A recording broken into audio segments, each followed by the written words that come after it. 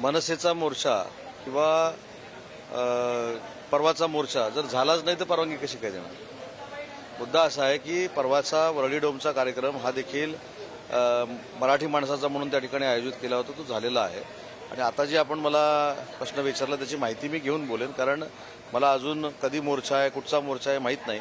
परंतु लोकशाहीच्या माध्यमातून जे आंदोलन होतं त्याला परवानगी देण्याची जबाबदारी शासनाची असते, प्रशासनाची असते, आणि ते आम्ही करत असतो. परवानगी न दिल्यामुळे एकनाथ शिंदे साहेब या बाबतीत काय भूमिका घेतात हे आपल्याला बघावं लागेल. एका बाजूला परप्रांतीयाला तुम्ही परवानगी देता, एका बाजूला तुम्ही मराठी माणसांना परवानगी नाकारता. या बाबतीत एकनाथ शिंदे साहेबांची आजची भूमिका अतिशय महत्वाची आहे. ते त्या बाबतीत काय करतात हे बघावं लागेल. ओरिजिनल एकनाथ शिंदे साहेब ज्या पद्धतीने लढायचे तशी ते लढणार का? भाजपच्या छत्रछायेखाली आलेले एकनाथ शिंदे साहेब जे बघत असताना आम्हाला थोडंसं दुर्दैव वाटतं की शांत बसतात, ते शांत बसलेले एकनाथ शिंदे साहेब आज आपल्याला बघायला मिळतील. हे मात्र आजच्या दिवसभरामध्ये आपल्याला त्या ठिकाणी कळेल. इथं जर एकाला थांबवलो तुम्ही, एकाला 3:30 वाजता उचलणार, आता काय उचलणार आहे? कुणाला किती जण उचलणार आहे? 11 कोटी मराठी जनता आहे, त्यांना दम आहे का त्या लोकांना उचलायला? पोलिसांचं असं म्हणणं आहे की ज्या ठिकाणी गेल्या काही दिवसांपूर्वी हा संपूर्ण प्रकार घडला त्या ठिकाणावरून हा मोर्चा काढायला नव्हता पाहिजे. आम्ही दुसरं ठिकाण सुचवलं होतं, परंतु कार्यकर्त्यांचा असेल मनसैनिकांचा आठवत होतं की ह्याच ठिकाणावर मोर्चा काढणं म्हणून परवानगी नाकारली. आता मोर्चा पण काढायचं नाही, शासनाला विचारायचं का साहेब तुमच्या विरोधात मोर्चा काढू, कुठून काढू, किती मीटर काढू, किती किलोमीटर काढू, एवढंच पाय चालू का? आता पुढे सरकार बोलेल की बाबा हे प्रदूषण होतं तर तुम्ही श्वास पण घेऊ नका. मग शासनाला विचारायचं का श्वास घेऊ नको आम्ही?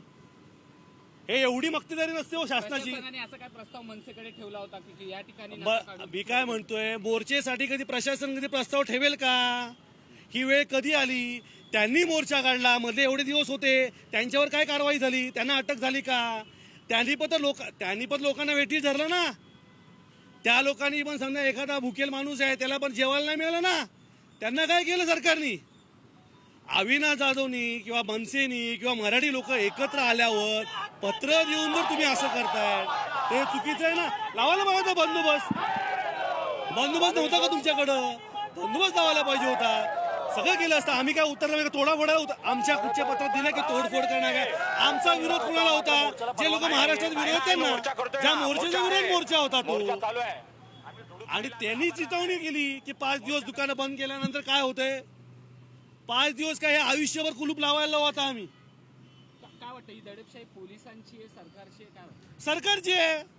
सरकारपेक्षा पण आहे ना हे अमराठी भाषिक आहेत ना, त्यांचीही जबाबदारी हे आहे, त्या लोकांनी केलंय. पण सरकारला एवढी अक्कल नाही का की पुढे इलेक्शन मराठी लोक का वोटिंग करणार नाही का? माझं तुमच्या सर्वांच्या चॅनलमधनं एकच सगळ्या मराठी माणसाला हात जोडून निवेदन आहे की महाराष्ट्रात मराठी टिकून देणार नाही.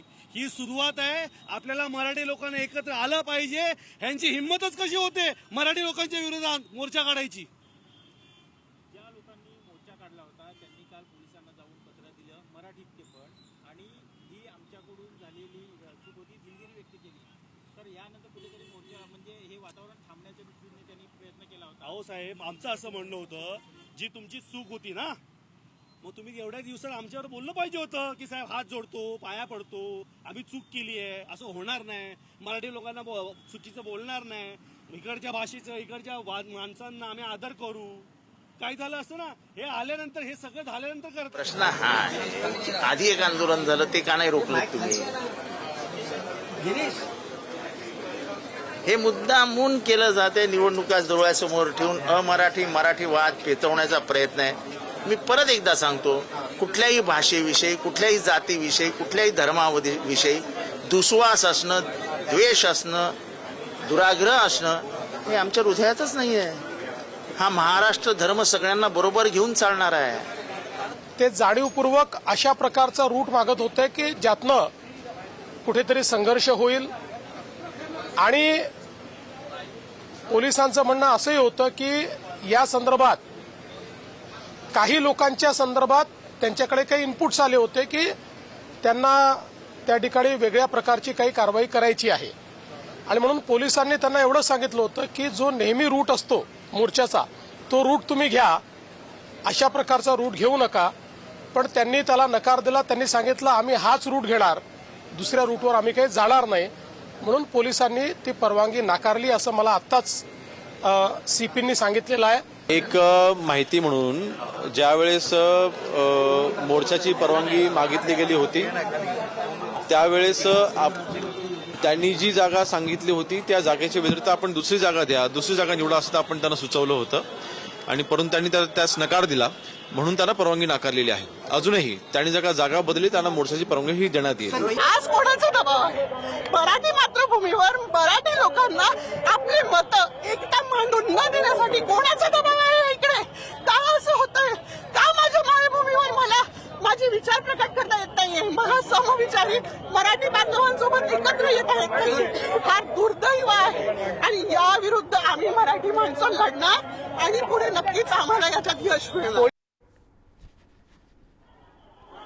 पुन्हा एकदा ही दृश्य आपण मीरा भाईंदर मधली बघतोय. मनसे कार्यकर्त्यांची ही मोठी गर्दी आहे. अनेकांना पोलिसांनी ताब्यात घेतलेलं आहे पण कार्यकर्ते मात्र आंदोलनाच्या भूमिकेवर ठाम आहेत.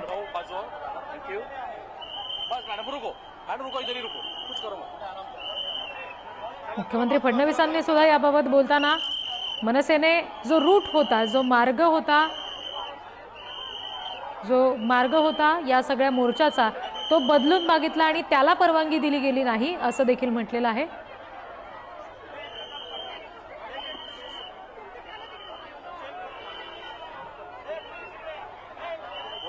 पोलीस सुद्धा यावेळेला कार्यकर्त्यांशी बोलण्याचा प्रयत्न करतायत, समजूत घालण्याचे प्रयत्न करतायत. मात्र काहीशी शाब्दिक चकमक होतीये. अनेकांना कार्यकर्त्यांना अगदी उचलून पोलीस गाडीमध्ये टाकताना आपल्याला पाहायला मिळतात आणि यावरून संतापाच्या प्रतिक्रिया राजकीय वर्तुळात सुद्धा उमटलेल्या आहेत. ठाकरेंच्या शिवसेनेकडून असतील किंवा मग अगदी शिंदेच्या शिवसेनेच्या सुद्धा प्रताप सरनाईकांनी वगैरे या सगळ्या संदर्भात नाराजी व्यक्त केलेली आहे. गोंधळाचं वातावरण सध्या मीरा भाईंदरमध्ये ज्या ठिकाणाहून मनसेचा हा सगळा मोर्चा निघणार होता त्या ठिकाणी निर्माण झालेला आपण बघतोय. ज्या ठिकाणी व्यापाराला मारहाण झाली होती मनसे कार्यकर्त्यांकडून मराठी भाषेसंदर्भातल्या उद्दामपणावरून, त्या ठिकाणाहून मोर्चा सुरू करण्याचं मत मनसेचं होतं. त्याला परवानगी नाकारली गेली आणि त्यामुळे हा सगळा गोंधळ आता झालेला. प्रचंड गर्दी इथे असल्याची आपण बघतोय. जोरदार घोषणाबाजी या सगळ्या मोर्चेकऱ्यांकडून केली जाते. अगदी 3-4 दिवसापूर्वी व्यापाऱ्यांनी काढलेल्या मोर्चाला परवानगी मिळते, मग मराठी माणसाच्या मोर्चाला नकार का, असा सवाल ते उपस्थित करतात. बसमध्ये खऱ्या अर्थानं अनेक लोकांची धरपकड इकडे सुरू झालेली आहे आणि ते चित्र इकडे आपल्याला पाहायला मिळतंय. मोठ्या प्रमाणात धरपकड जी आहे ती सुरू झालेली आहे. मोठ्या प्रमाणात धरपकड सुरू आहे तुमची. आंदोलन करायला तुम्हाला दिलं नाही, कसं काय बघता या गोष्टीकडे? काय ना, आम्हाला हे दडपशाही चालली आहे सरकारची आणि आमचे नेते गेले कुठे? मीरा भाईंदरचे कुठे लपून बसले आहेत? आता यांना कळलं नाही का आजपर्यंत? सकाळपासून इथं पब्लिक येतंय. मराठी कैवारी कुठे गेले मराठ्यांचे?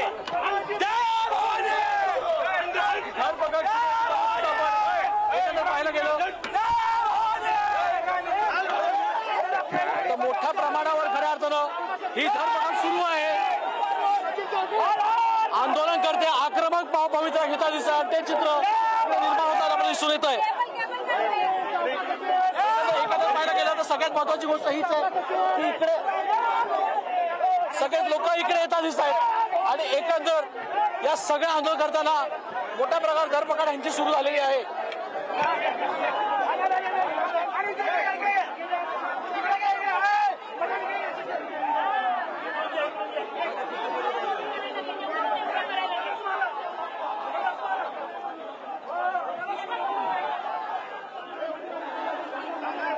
साहेब मोठ्या प्रमाणावर धरपकड झाली आहे.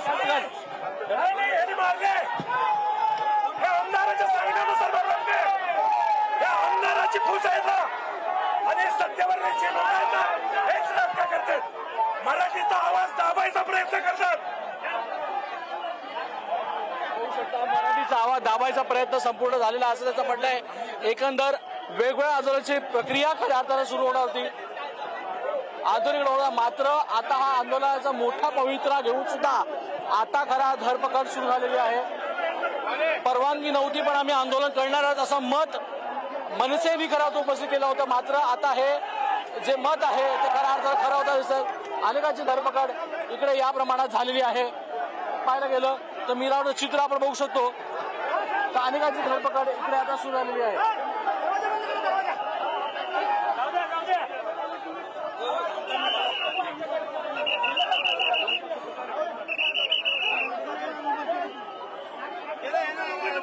Thank you.